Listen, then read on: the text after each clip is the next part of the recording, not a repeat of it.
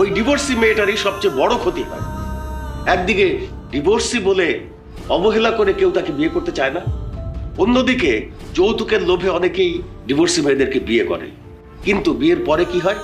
ওই মেয়েটিকে সারা জীবন ডিভোর্সি এবং অন্যান্য কটু কথা শুনতে হয়, খোটা শুনতে হয়। এক পর্যায়ে অতিষ্ঠ হয়ে মেয়েটা আত্মহত্যার পথ বেছে নেয়। আর এর জন্য দায়ী কারা জানেন? আপনারাই এর জন্য দায়ী। আর তালাকের মানে বুঝেন? হাদিসে রয়েছে যে স্বামী স্ত্রীর মধ্যে যখন তালাকের সম্পর্ক হয়ে যায় তখন আসমান জমিনে বিশাল ফাটল হয়ে যায়।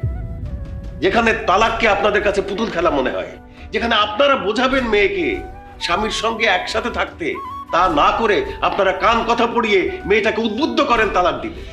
তালাকের আগে দেখবেন কতজনে বলবে আপনার মেয়ের তালাক নিয়ে নিন, আমি বিয়ে করব, অথবা আমার কাছে অনেক ভালো ছেলে আছে তার সঙ্গে বিয়ে দিয়ে দিব।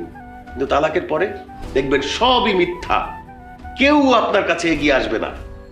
যদিও কেউ রাজি হয় সেটা যৌতুকের লোভে রাজি হয়।